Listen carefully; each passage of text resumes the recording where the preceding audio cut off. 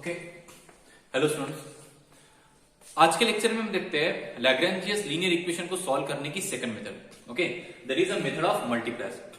इसके पहले वाले लेक्चर्स में आपने देखा कि how to solve Lagrange's linear equation by grouping method. Grouping method से आप लैग्रेंजियस लीनियर इक्वेशन को सॉल्व करते थे, उसकी प्रोसीजर देखा, उसके कुछ प्रॉब्लम्स भी हमने देखे। आज के लेक्चर में हम देखते हैं मेथड ऑफ मल्टीप्लायर्स, कि मल्टीप्लायर्स का यूज करके हम लैग्रेंजियस लीनियर इक्वेशन के दो इंडिपेंडेंट सॉल्यूशन हम कैसे निकाल सकते हैं। ओके, तो स्टार्ट करते हैं। देखो, इसकी कुछ प्रोसीजर लिखवा के दिए। ओके, इस प्रोसीजर के हिसाब से आपको चलना है। तो फर्स्ट आपको ये काम करना है कि जो भी लैग्रेंजियस लीनियर इक्वेशन आपको गिवन दिया होगा, ठीक है, उसमें से कैपिटल पी क्यू आर मतलब function of X Y Z के लिए आपको निकालना है। ओके, मतलब कैसे निकालोगे? आपका लैग्रेंजियस लीनियर इक्वेशन क्या रहता है? P P plus Q Q equal to R, where capital P Q R are the functions of X Y Z and small p and small q are the derivative partially, okay, of z with respect to x and y। तो सबसे पहले हम इसका auxiliary equation लिख लेते हैं। इसका auxiliary equation होता है dx upon capital p dy upon capital q equal to dz upon capital r। Okay ना, ये स्टेप होने के बाद ओके, आपको जरूरी नहीं कि हर एक सॉल्यूशन आप मल्टीप्लायर से निकालो, आप वहां पे ग्रुपिंग मेथड भी यूज कर सकते हो। जो इजी है वो उससे सॉल्व करो। ओके, क्वेश्चन पेपर में ऐसा नहीं आता है कि solve by using the method of multiplier या फिर सॉल्व बाय ग्रुपिंग मेथड, बिल्कुल भी नहीं।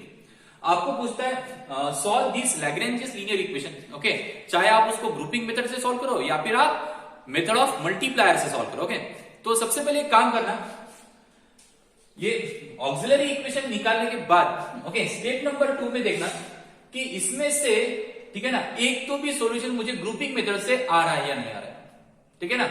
तो यहां पे मैंने स्टेप नंबर 2 यहां पे लिखा, use grouping method to find one solution if possible, ठीक है ना।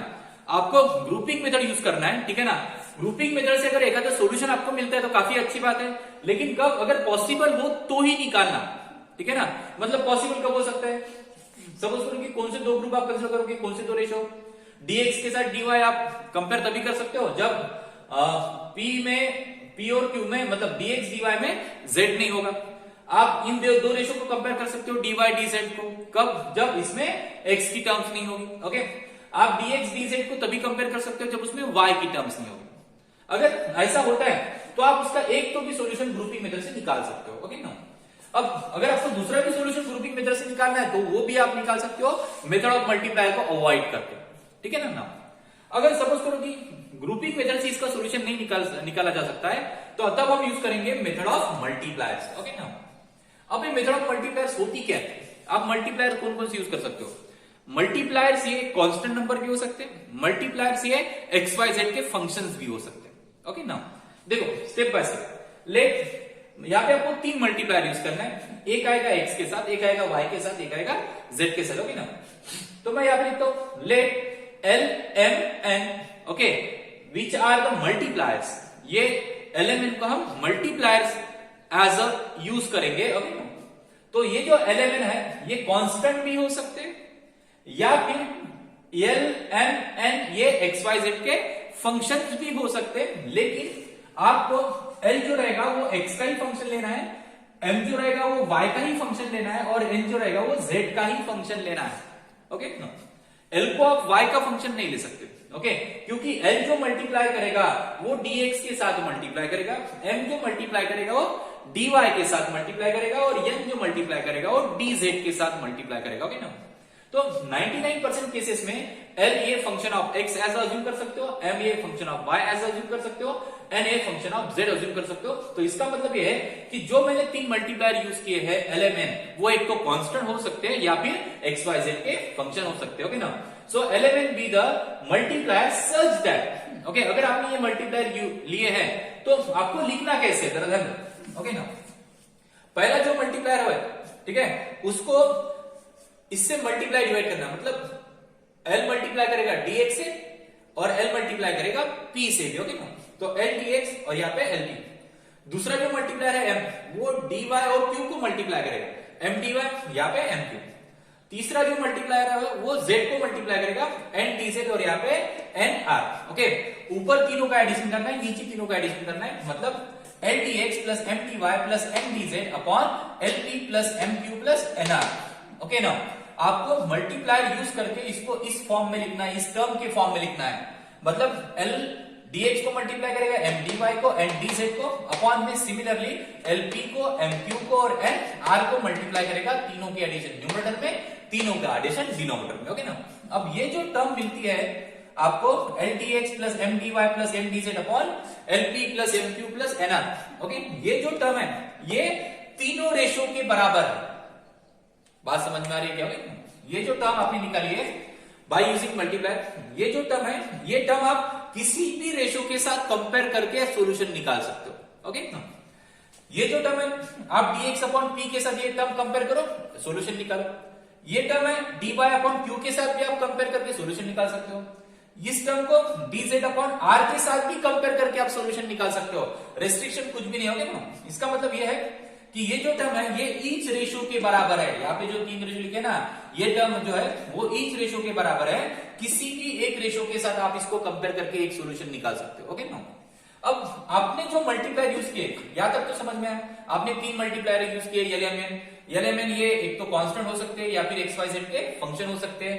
एलएमएन यूज करके आपने इस तरीके से लिखा, ये टर्म तीनों रेशो के बराबर है। ओके ना। लेकिन आपको जो एलएमएन यूज करना है वो कौन से फंक्शन, मतलब कांस्टेंट यूज करना है या function of X Y Z use करना है। ओके ना। मतलब किस तरीके से हम मल्टीप्लायर चूज करेंगे। ओके ना। ध्यान दो, इस तरीके से मल्टीप्लायर चूज करना कि अगर ये टर्म लिखने के बाद ये जो डिनोमिनेटर की टर्म आती है LP plus MQ plus NR, ये 0 के बराबर मिलनी चाहिए। बात समझ में आ रही क्या? ओके ना। इस तरीके से मल्टीप्लाई करना कि अगर एल को मैं पी के साथ मल्टीप्लाई करता हूं, एम को क्यू के साथ मल्टीप्लाई करता हूं, एन को आर के साथ मल्टीप्लाई करता हूं, तीनों को ऐड करता हूं, तो मुझे ये जो डिनोमिनेटर की टर्म है ना ये 0 के बराबर मिलनी चाहिए। अगर आप बोलोगे कि सर ये टर्म 0 के बराबर है तो ये तो डिफाइन ही नहीं होगा। ओके, अब देखो ये जो टर्म है ये ईच रेशो के बराबर है। अगर डिनोमिनेटर 0 आया तो न्यूमरेटर पे आपको इसको कंसीडर करना पड़ेगा 0, क्योंकि ये इनडिटर्मिनेट फॉर्म बन जाएगा, लिमिट का फॉर्म बन जाएगा ना, इसको 0/0 फॉर्म बन जाएगा। तो अगर डिनोमिनेटर 0 के बराबर लाते हो तो न्यूमरेटर भी क्या बन जाएगा आपका 0 बन जाएगा। या फिर आप ऐसे भी बोल सकते हो कि सपोज करो कि डिनोमिनेटर 0 है और ये ईच टर्म के बराबर है, तो ये 0 को मैं इधर लेके जा सकता हूं, तो 0 into each ratio equal to 0, तो आपको ऑटोमेटिकली जो न्यूमरेटर है ना L dx plus M dy plus M dz equal to 0 आ जाएगा। ठीक है ना। तो समझ में आपको मल्टीप्लायर इस तरीके से यूज करना है कि अगर ये मल्टीप्लायर से आप पी क्यू आर को मल्टीप्लाई करते हो, तीनों को ऐड करते हो, तो डिनोमिनेटर की टर्म आपको 0 के बराबर मिलनी चाहिए। अगर डिनोमिनेटर की टर्म 0 के बराबर मिल गई तो न्यूमरेटर आपका 0 के बराबर हो जाएगा। ओके ना। अगर न्यूमरेटर 0 के बराबर हो गया तो आपको पहला सॉल्यूशन इजीली मिल जाएगा। इसको इंटीग्रेट करो, ठीक है ना, integrate both the side. Okay, देखो यहां पे लिखा find first solution by integrating equation number 1, तो इक्वेशन नंबर 1 को इंटीग्रेट करो, आपको पहला सॉल्यूशन मिल जाएगा। ठीक है ना। या फिर सपोज करो कि आपने मल्टीप्लायर यूज किया, आपको डिनोमिनेटर में 0 नहीं मिला, तो क्या करोगे? ओके ना। अगर डिनोमिनेटर में 0 नहीं मिलता है तो ये जो टर्म रहती है, ओके ना, ये जो टर्म रहती है ये टर्म ईच रेशो के बराबर रहती है, तो आपको क्या करना पड़ेगा कि अगर डिनोमिनेटर 0 के बराबर नहीं बनता है तो आपको इस टोटल टर्म को किसी ना किसी के डेरिवेटिव के फॉर्म में लिखना पड़ेगा। समझ में आ रहा है क्या? किसी ना किसी के डेरिवेटिव के फॉर्म में लिखना पड़ेगा।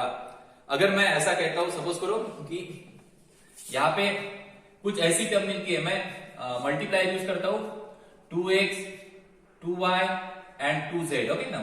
यहाँ पे dx के साथ 2x से मल्टीप्लाई किया, ओके, यहाँ पे dy और यहाँ पे प्लस dz। ओके ना। और अपॉन में इससे मल्टीप्लाई करके 2 कॉमन निकाला। ओके, तो ये बन गया आपका, सपोज करो कि पी क्यू आर आपका एल एक्स वाई जेड है, तो यहाँ पे X square plus Y square plus Z square बन गया। ना, तो देखो डिनोमिनेटर में 0 तो नहीं मिला, डिनोमिनेटर में 0 नहीं मिला, लेकिन ये किसका डेरिवेटिव बना?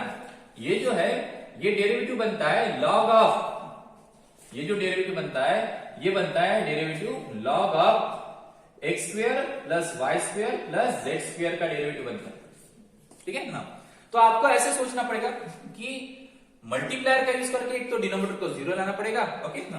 अगर डिनोमिनेटर 0 हो गया तो न्यूमरेटर ऑटोमेटिकली 0 हो जाएगा, आप इसको इंटीग्रेट करके पहला सॉल्यूशन निकाल सकते हो। या फिर डिनोमिनेटर 0 नहीं आता है तो ये जो टर्म है ना ये किसी ना किसी के डेरिवेटिव की टर्म बनानी पड़ेगी आपको। ओके ना। तो सपोज करो कि ये जो है ये टर्म ये F of X Y Z का डेरिवेटिव है, ओके, और F of X Y Z का डेरिवेटिव ये टर्म किसके बराबर है, ईच रेशियो के बराबर है, ओके। इसके साथ आप कोई भी रेशियो कंपेयर कर सकते हो, ओके। कोई भी रेशियो कंपेयर करने के बाद ये जो टर्म मिलती है बड़ी वाली टर्म, ओके, यूजिंग मल्टीप्लायर की, ये किसी ना किसी का डेरिवेटिव वाली टर्म बनाना पड़ेगा आपको, ओके। तो सपोज करो कि ये डेरिवेटिव है F of X Y Z का। अगर ये डेरिवेटिव की टर्म बन गई तो अभी आप इक्वेशन नंबर 2 को यूज करके आप सॉल्यूशन निकाल सकते हो, okay. Integrate equation number 2, we get solution, okay. Now find the first solution by integrating equation number 1 और 2, ठीक है। एक तो इसको जीरो बनाओ, नहीं तो किसी ना किसी के डेरिवेटिव के टर्म के फॉर्म में लिखो, दोनों में, और इसको इंटीग्रेट करो, आपको पहला सॉल्यूशन मिल जाएगा, ठीक है ना। अब बढ़ते नेक्स्ट। अभी आपको क्या करना है, अब आपको दूसरा सॉल्यूशन निकालना है। अब दूसरा सॉल्यूशन निकालने के लिए आपको क्या करना पड़ेगा, use another set of multiplier. जैसे आपने एलिमेंट का यूज किया, डिनोमिनेटर को जीरो लाया, इंटीग्रेट किया, पहला सॉल्यूशन मिल गया, ओके ना। या फिर एलिमेंट का यूज किया, ये जो टर्म्स मिली आपको, ये डेरिवेटिव की टर्म बनाई आपने, इसको इंटीग्रेट किया, आपको सॉल्यूशन मिल गया, पहला सॉल्यूशन मिल गया। अब दूसरा सॉल्यूशन निकालने के लिए सिमिलरली आपको कोई दूसरे मल्टीप्लायर यूज करना है, ओके ना। दूसरे मल्टीप्लायर यूज करके, ठीक है ना, सेम प्रोसेस अप्लाई करके आपको सेकंड सॉल्यूशन निकालना है, बहुत आसान, क्लियर है ना। ये होता है इसकी प्रोसीजर, ठीक है। अब आप मल्टीप्लायर कौन कौन से ले सकते हो, तो यहाँ पे मैंने कुछ लिस्ट ऑफ मल्टीप्लायर लिखवा के दिए, ओके ना। आप मल्टीप्लायर यूज कर सकते हो 1 1 1, स्टार्ट कर सकते हो यहां से कि डिनोमिनेटर में जीरो मिल रहा है या फिर कोई ना कोई डेरिवेटिव की टर्म मिल रही है, ओके ना। तो आप मल्टीप्लायर यूज कर सकते हो 1 1 1 या फिर 1 0 1 या फिर 0 1 0 या फिर 1 1 0 या फिर x y z या फिर आप x square y square z square या फिर 1 by x 1 by y 1 by z या फिर आप 1 by x square 1 by y square 1 by z square भी मल्टीप्लायर यूज कर सकते हो। या फिर अगर एलएमएन आता है प्रॉब्लम में तो आप एलएमएन यूज कर सकते हो। अगर एबीसी आता है प्रॉब्लम में तो आप एबीसी भी यूज कर सकते हो, ओके। आप -1 1 0 1 -1 1 1 ये भी आप मल्टीप्लायर ऐसे यूज कर सकते हो, 1 -1 1 ये भी यूज कर सकते हो, या फिर -1 0 1 ऐसा भी आप यूज कर सकते हो, ठीक है ना। काफी सारे जो मर्जी चाहे वो आप मल्टीप्लायर यूज करो, बस डिनोमिनेटर में जीरो लाओ, नहीं तो फिर ये जो टर्म है ना ये किसी ना किसी की डेरिवेटिव की टर्म बनाओ, ठीक है ना। तो काफी आसान है, एक बार रिवाइज करते हैं। लैग्रेंज लीनियर इक्वेशन को ऑक्सिलरी इक्वेशन लिखो, okay. Try to find out one solution by using grouping method if possible. अगर पॉसिबल नहीं है so move towards method of multiplier. Use multiplier element which are constant और may be the function of X Y Z, okay now such that ये multiplier use करके आपको ये term लिखना है L D X plus L D Y plus L D Z upon L P plus L Q plus N R, okay ना। ये जो term है ये ईच रेशियो के बराबर है, ओके। आप इस तरीके से मल्टीप्लायर यूज किया कि डिनोमिनेटर की वैल्यू जीरो मिले। अगर डिनोमिनेटर जीरो हो गया तो न्यूमरेटर ऑटोमेटिकली जीरो हो जाएगा, इसको इंटीग्रेट करो, आपको पहला सॉल्यूशन मिलता है। या फिर डिनोमिनेटर जीरो नहीं आता है तो ये जो बड़ी टर्म बनती है ये ईच रेशियो के जो बराबर रहती है, ओके ना, ये किसी ना किसी के डेरिवेटिव के फॉर्म में लिखो, ओके। इसको इंटीग्रेट करो, आपको और एक सॉल्यूशन मिलता है, okay. Similarly use another set of multiplier and repeat same process and find out the other solution, ठीक है ना। ये लिस्ट ऑफ मल्टीप्लायर्स है, इतना लिख लीजिए, ठीक है। अभी देखते हैं इसके बेस प्रॉब्लम,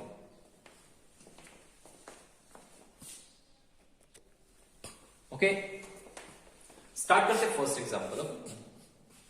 आपको इसको इस लैग्रेंज लीनियर इक्वेशन को सॉल्व करना है। ये लैग्रेंज लीनियर इक्वेशन है, it is in the form of P P plus Q Q equal to R. Small P के साथ आने वाला कैपिटल पी, स्मॉल क्यू के साथ आने वाला कैपिटल क्यू, और राइट हैंड साइड में आने वाला आर रहता है, कैपिटल आर, ओके ना। तो सॉल्यूशन में देखो सबसे पहले इसको सिंप्लीफाई करना है, ओके ना। कैसे?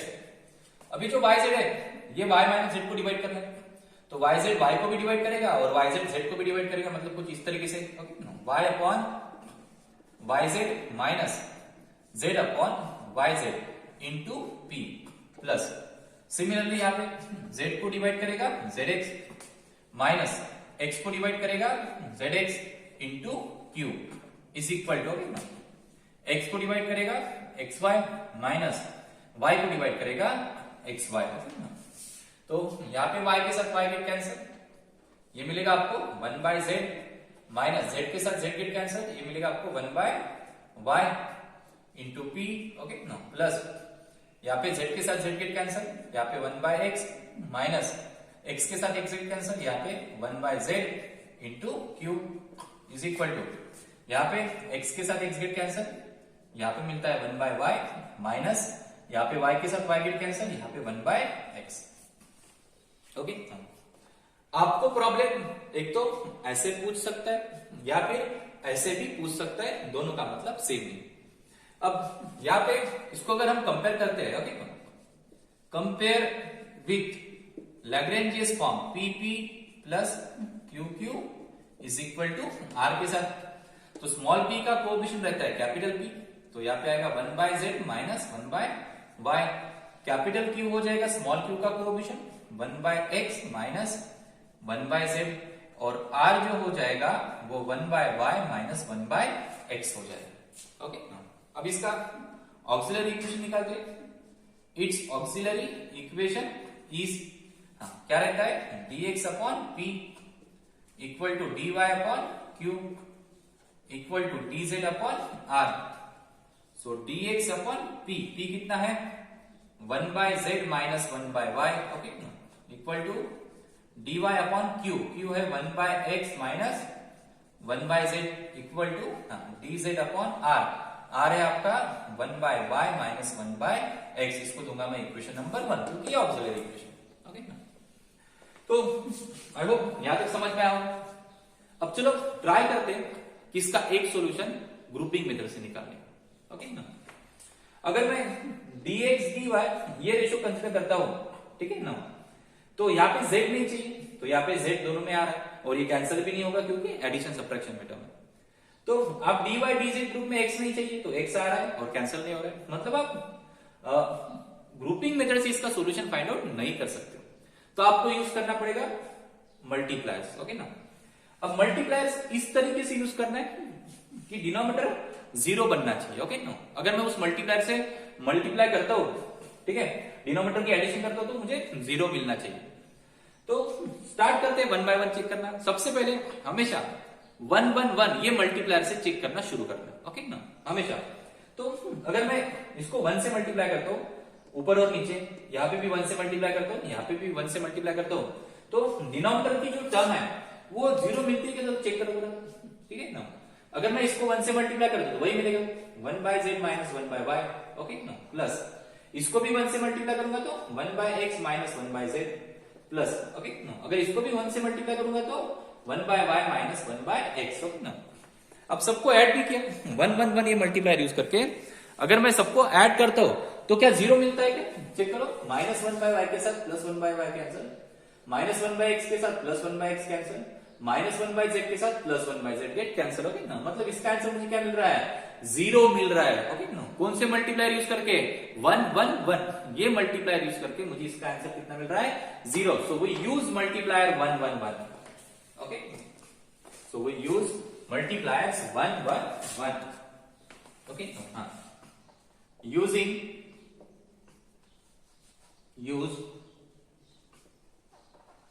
multipliers 1 1 1। ओके, चलो, तो यहां पे आएगा ईच रेशो। ओके ना, ईच रेशो मतलब dx upon p dy upon q dz upon r।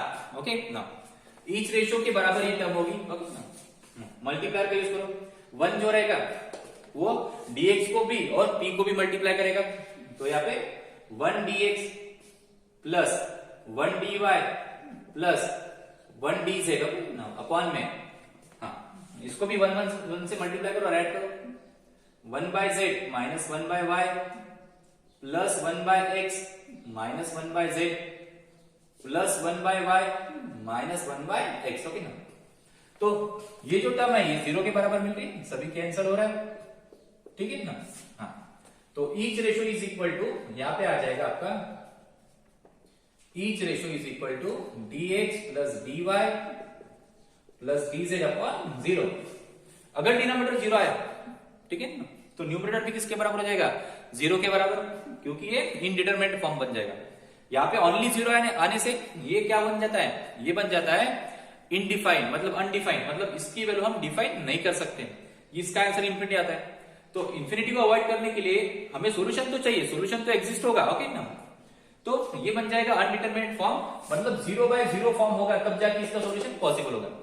तो डिनोमिनेटर 0 मिल रहा है तो आपको न्यूमरेटर को भी 0 आपको अज्यूम करना पड़ेगा, ओके। या फिर ये 0 ईच रेशो को मल्टीप्लाई करेगा तो 0 इंटू ईच रेशो, या फिर कोई भी एक रेशो रखो तो 0 into that ratio equal to 0, तो न्यूमरेटर आपको 0 के बराबर मिल जाएगा। मतलब ये dx plus dy plus dz equal to 0, okay ना, मिल गया न्यूमरेटर 0 के बराबर। अब integrate both side, okay, we get, बोलो dx का इंटीग्रेशन x, dy का y प्लस dz का z इक्वल टू एक कांस्टेंट आएगा ये, which is a constant of integration, okay ना। तो आपको पहला सॉल्यूशन मिलता है, पहले सॉल्यूशन को आपको नाम देना है u equal to x plus y plus z is equal to ये, इसको देंगे हम इक्वेशन नंबर 2, ठीक है। तो इस तरीके से आपने 1 1 1 ये मल्टीप्लायर यूज करके आपने फर्स्ट सॉल्यूशन निकाला, ओके ना। अब आप सोचो कि अभी आपको कौन से मल्टीप्लायर यूज करना है और दूसरा सॉल्यूशन निकालना है, ठीक है। पहले इतना लिख लो, तब तक सोचोगे, ओके। तो सोचा होगा आपने कौन से मल्टीप्लायर यूज करेंगे। ये आपका ऑक्सिलरी इक्वेशन है, पहला सॉल्यूशन हमें मिल चुका है, ओके। अब 1 1 1 ये मल्टीप्लायर यूज किया, फिर से वो मल्टीप्लायर यूज नहीं करेंगे, ओके।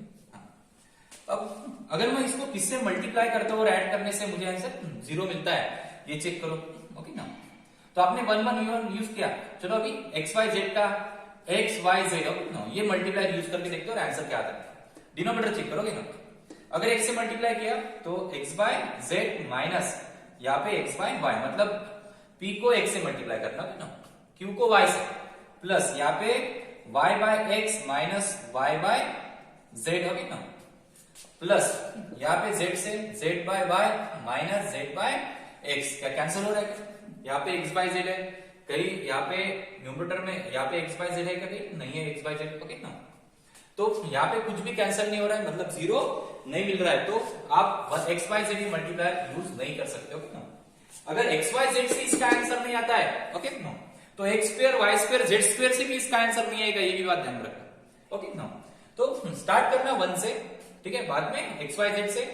अब हम स्टार्ट करेंगे 1 by X, 1 by Y and 1 by Z. देखो आपको समझ में आ रहा है, हमेशा स्टार्ट करना मल्टीप्लायर से, अगर आपको सॉल्व करना है एग्जांपल, तो पहले 1 1 1 यूज करना, नहीं आता है तो फिर एक्स वाई जेड, इससे भी नहीं आता है तो फिर 1 by X 1 by Y 1 by Z, ऐसे सीक्वेंस से चल रहा, ओके ना। तो अगर मैं 1 by X 1 by Y 1 by Z से अगर ये मल्टीप्लायर यूज करता हूं तो देखो फिर कितना मिलता है, तो मतलब यहाँ पे ईच रेशो, ओके ना, ईच रेशो यूजिंग मल्टीप्लायर, मैं ऐसे लिखता हूं यहाँ पे, हाँ, यूजिंग मल्टीप्लायर्स, ठीक है, 1 by X 1 by Y 1 by Z, okay ना। मैं ये मल्टीप्लाई यूज करके देखता हूं मुझे मिलता है क्या, आंसर चेक करता हूं, ओके। तो 1 बाय एक्स से मल्टीप्लाई करो, न्यूमरेटर को डिनोमिनेटर को 1 बाय एक्स dx, ओके ना, यहाँ पे 1 by Y dy plus 1 by Z dz, okay ना। पहला dx के साथ ही मल्टीप्लाई करना पड़ेगा, दूसरा dy के साथ और तीसरा dz के साथ ही मल्टीप्लाई करना पड़ेगा। तो अगर मैं इसको 1 बाय एक्स से मल्टीप्लाई करता हूं तो यहाँ पे आएगा 1 अपॉन, ठीक है, x into Z minus 1 upon x into Y, plus यहाँ पे इसको 1 बाय वाई से मल्टीप्लाई कर रहा हो तो 1 by X Y, okay, minus 1 by Y Z, okay. इसको 1 बाय जेड से मल्टीप्लाई कर रहा हो तो 1 by Y Z minus 1 by यहाँ पे एक्स जेड, ओके। चेक करो 1 बाय एक्स जेड है, यहाँ पे भी 1 बाय एक्स जेड है, कैंसिल हो रहा है, minus 1 by X Y plus 1 by X Y cancel, minus 1 by X Z plus 1 by X Z के कैंसिल, मतलब डिनोमिनेटर में 0 मिला है आपको। तो यहाँ पे 1 by X dx plus 1 by Y dy plus 1 by Z dz, okay ना, अपॉन 0, ओके। ये हो गया आपका ईच रेशो के बराबर, ओके ना। तो सो देयरफॉर क्या मिलेगा आपको, सो अगर डिनोमिनेटर 0 मिल रहा है तो न्यूमरेटर भी 0 के बराबर होगा, 1 by X dx plus 1 by Y dy plus 1 by Z dz equal to 0। अब इसको इंटीग्रेट करो, integrate both side we get, okay ना। So integration 1 by X dx plus integration 1 by Y dy plus integration 1 by Z dz equal to 0। 1 by X का integration log of x, 1 by Y का log of y, 1 by Z का log of z equal to यहाँ पे एक constant लेता हूं मैं log of v, 3 log का एडिशन है तो according to rule of logarithm यहाँ पे तीनों का मल्टीप्लिकेशन कर सकता हो x into Y into Z, तब जाके log of x plus log of y plus log of z होगा। Okay no, is equal to log of b, दोनों log सेम है तो इसका मतलब दोनों के ब्रैकेट भी सेम हो गए, इसका मतलब x y z equal to b। तो आपको जो सेकंड सॉल्यूशन मिलता है v, इसको नाम देंगे हम v, that is equal to x y z equal to b। So therefore complete solution is equal to phi of u comma b equal to 0। So that is phi of u की value मिलती है आपको x plus y plus z और v की value मिलती है आपको x y z equal to 0। तो ये होता है कंप्लीट सॉल्यूशन। ओके ना, तो इस तरीके से आपको यूज करना है मेथड ऑफ मतलब मल्टीप्लायर्स। ओके ना, कैसे चेक करोगे, स्टार्ट करना 1 1 1 इस मल्टीप्लायर से, उससे 0 नहीं आ रहा है तो फिर x y z ट्राई करना। ओके, उससे भी नहीं आ रहा है तो फिर 1 by x 1 by y 1 by z try करना। ओके ना, इस तरीके से आप चेक करते हुए जाना। ठीक है, तो इतना समझ में आया, याद तक लिख लीजिए। अभी नेक्स्ट लेक्चर में देखते हैं और इसके बेस प्रॉब्लम। ठीक है, थैंक यू।